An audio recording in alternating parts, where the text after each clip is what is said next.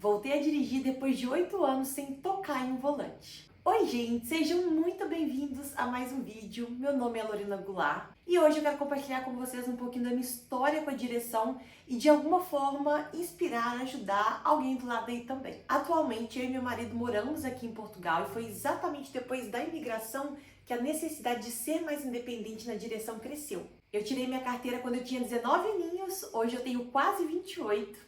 E eu lembro que eu era uma aluna que eu amava quando chegava a hora das aulas práticas. Eu adorava, ficava super animada. Tanto que eu passei de primeira. E o meu erro foi depois de passar no exame parar totalmente de dirigir. Porque pra mim era muito cômodo. Tanto meu pai quanto meu namorado na época, né, hoje meu marido, eles tinham carro. Então onde eu queria ir, eles me levavam. E nessa época, com 19 aninhos, na verdade esse sonho, né, cresceu em mim com 16, eu já queria morar fora do Brasil. Então, fazer um investimento num carro, né, um investimento alto assim, não estava nos planos na época. E depois que eu estava uns 2 anos sem dirigir, eu tentei pegar o carro de novo, até porque eu sempre quis voltar a dirigir. Fui eu e meu namorado, nós decidimos ir para uma região bem tranquila do bairro, era tão tranquila que os carros de autoescola iam para lá treinar. Então, assim, nada poderia dar errado, né? Pois foi exatamente nessa época que eu perdi o controle do carro, fazendo uma curva, eu quase bati num carro de autoescola. Eu lembro dos olhinhos, assim, da aluna regalados para mim.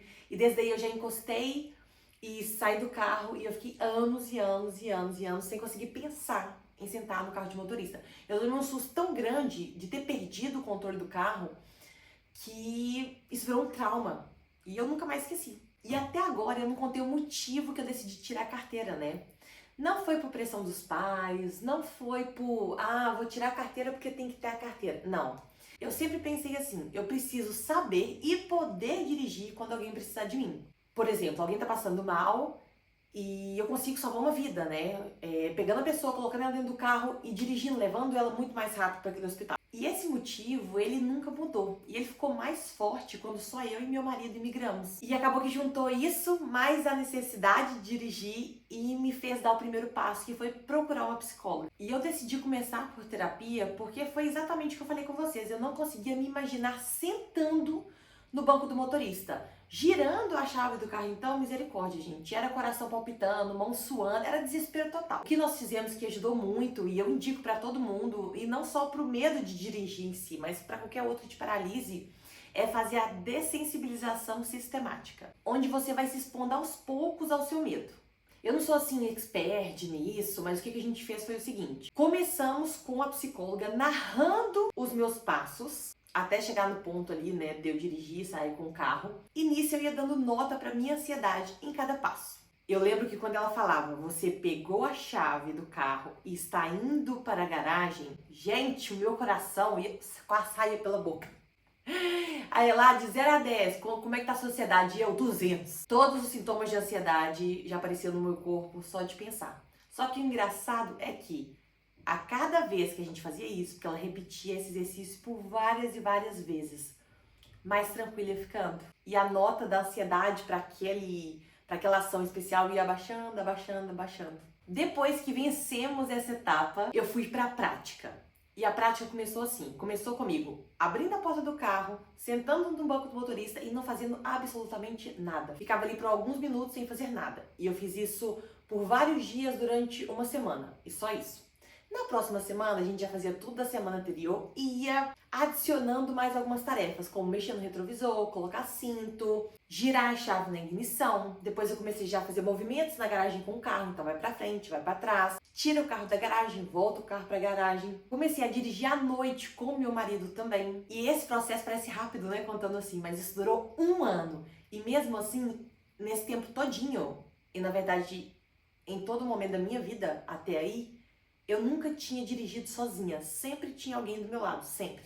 Até que no final do ano passado, exatamente em outubro, como esquecer, né? Eu tinha acabado de voltar da viagem do Brasil. Eu lembro que eu tava prontinha pra ir pra academia, meu marido chegou com o carro do trabalho e ele tinha mais uma reunião pra fazer. E eu lembro dele falando essa frase, e essa frase mudou tudo. Na verdade, o sentimento gerado por essa frase talvez tenha mudado tudo.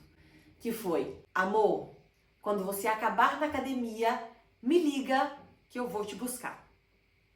Eu não sei explicar até hoje. Me desceu um sentimento de frustração tão forte, que ele foi pra reunião, né? Aí eu fui pro quarto e eu desabei. Gente, eu desabei. Eu chorava tanto, tanto, tanto de raiva de mim.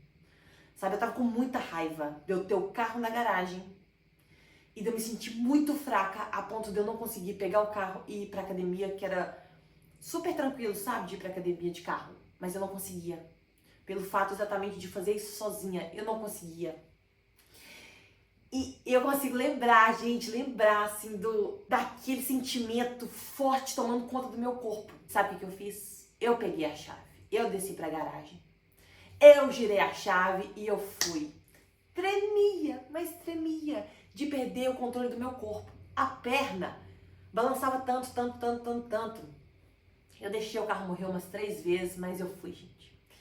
Eu fui pra academia dirigindo sozinha, sem contar pra ninguém. Meu marido tava lá, ó, de fone no ouvido, fazendo a reunião dele, achando que eu tava indo a pé, que o carro tava na garagem e eu tava rachando fora com o carro na rua. E assim, eu consigo lembrar, vou deixar aqui pra vocês o vídeo. Eu fiz um vídeo na hora porque eu queria ter aquilo registrado. Do momento, vocês vão ver aí, a minha emoção tava no talo, assim. Era um sentimento de medo, desespero, mas mais do que tudo, satisfação. Orgulho próprio que eu não sentia há muito tempo. Porque esse era o meu maior desafio pessoal, de todos, de todos, de todos. E eu consegui vencer nesse momento. Gente, eu nem sei se eu vou postar isso, mas eu quero guardar pra mim. Eu consegui! Eu consegui!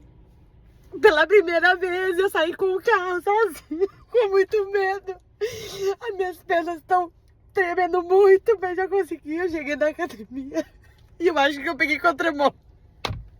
O carro morreu umas 2 vezes, mas eu consegui. Obrigada, Deus. Agora deixa eu matar.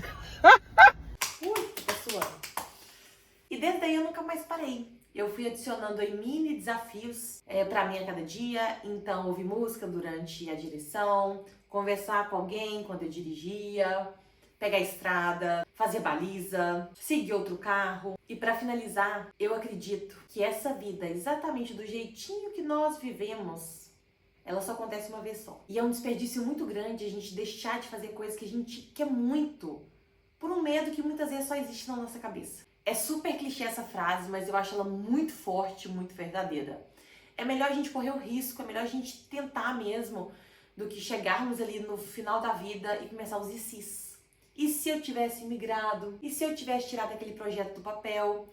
E se eu tivesse tentado tirar o carro da garagem? E eu espero muito ter conseguido plantar a sementinha do primeiro passo por aí. Um grande beijo pra vocês e até o próximo vídeo. Tchau!